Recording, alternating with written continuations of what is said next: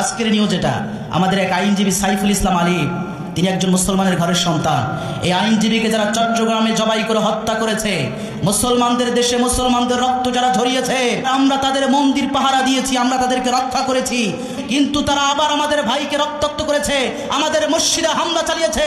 ওয়াল্লাহি বিল্লাহি তাল্লাহি, আল্লাহর নামে শপথ করে বলছি, ইসকন নামের এই জঙ্গি সংগঠনকে বাংলাদেশের মধ্যে অবশ্যই নিষিদ্ধ করতে হবে। এবং আমার ভাইয়ের শরীর থেকে যারা রক্ত ঝরিয়েছে, আমার ভাইকে যারা শহীদ করেছে, অবশ্যই অবশ্যই এর সাথে জড়িতদেরকে অবশ্যই শাস্তির মুখে, বিচারের মুখে আনতে হবে। বাংলাদেশের উপরে কোনো ষড়যন্ত্র হবে, ভারত তাদের আধিপত্য বাংলাদেশে বিস্তার করবে, এটা বাংলাদেশের মুসলমানেরা কখনোই সহ্য করতে পারবে না। আমরা চুপ আছি দেখেই তো ইসকনের মতো একটি উগ্রবাদ, জঙ্গিবাদ আমার দেশে বসবাস করে। আমরা যাদের মন্দির পাহারা দেই, আমরা যাদের গির্জা পাহারা দেই, আমরা যাদেরকে ভালোবাসায় সাম্প্রদায়িক সম্প্রীতি স্থাপন করি, আজকে তারাই আমাদের চট্টগ্রামে সাইফুল ইসলাম আলিফ নামের এক আইনজীবীকে হত্যা করেছে। কথা বলেন ঠিক কিনা?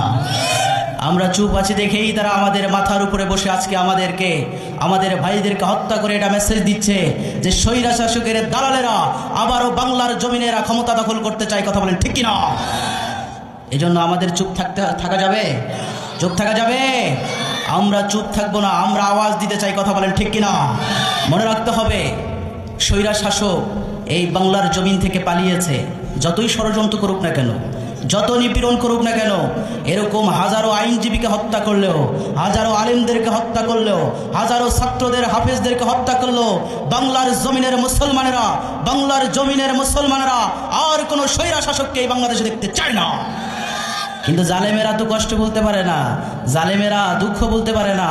এই জন্য জালেমেরা পালিয়ে যে, তারা ভারতে পালিয়ে যে, তারা দেশ থেকে পলায়ন করার পরও তারা একবার আনসার লীগ হয়ে বাংলাদেশে আন্দোলন করে, একবার রিক্সা লীগ হয়ে বাংলাদেশে আন্দোলন করে, একবার হিন্দুদের মাঝে ঢুকে যে তারা হিন্দু লীগ হয়ে আন্দোলন করে, একবার ইসকন নামক এই উগ্র সংগঠনের, জঙ্গিবাদ সংগঠনের সাথে মিশে যে এরা মুসলমানদের মাঝে এরা ঝগড়া, বিবাদ, দাঙ্গা হাঙ্গামা লাগিয়ে দিয়ে এরা সাম্প্রদায়িকতাকে নষ্ট করার জন্য, এরা আবারও তাদের অস্তিত্বকে ফিরিয়ে আনার জন্য, আবারও বাংলাদেশের জাতীয়বাদকে এরা ধ্বংস করার জন্য বাংলাদেশের প্রত্যেকটা আনাচে কানাচে এই ইসকন নামক জঙ্গি সংগঠন আবার উৎপেতে লেগেছে। কথা বলেন ঠিক কিনা? বাংলাদেশ পৃথিবীর দ্বিতীয় বৃহত্তম মুসলিম কান্ট্রি। এই বাংলাদেশ, এর মানুষ সাধারণ মুসলমান নয়। এই বাংলাদেশের প্রত্যেকটা পরতে পরতে মুসলমানদেরকে খুঁজে পাওয়া যায়। এই দেশের মুসলমানেরা আবেগী মুসলমান। এই দেশের মুসলমানরা সব কিছু সহ্য করতে পারে, আল্লাহ রসুলের অপমান সহ্য করতে পারে না। এই বাংলাদেশের মুসলমানরা সব কিছু সহ্য করতে পারে, কোরআনের অপমান সহ্য করতে পারে না। এই বাংলাদেশের মুসলমানরা সব কিছু সহ্য করতে পারে, বাংলাদেশের উপরে কোনো ষড়যন্ত্র হবে, ভারত তাদের আধিপত্য বাংলাদেশে বিস্তার করবে, এটা বাংলাদেশের মুসলমানেরা কখনোই সহ্য করতে পারবে না।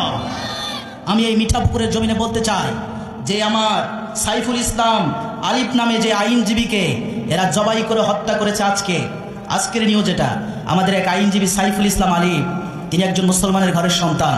এই আইনজীবীকে যারা চট্টগ্রামে জবাই করে হত্যা করেছে, মুসলমানদের দেশে মুসলমানদের রক্ত যারা ঝরিয়েছে, আবার আমরা তাদের মন্দির পাহারা দিয়েছি, আমরা তাদেরকে রক্ষা করেছি, আমরা তাদের দেবদেবীকে রক্ষা করেছি, কিন্তু তারা আবার আমাদের ভাইকে রক্তাক্ত করেছে, আমাদের মসজিদে হামলা চালিয়েছে। ওয়াল্লাহি বিল্লাহি তাল্লাহি, আল্লাহর নামে শপথ করে বলছি, ইসকন নামের এই জঙ্গি সংগঠনকে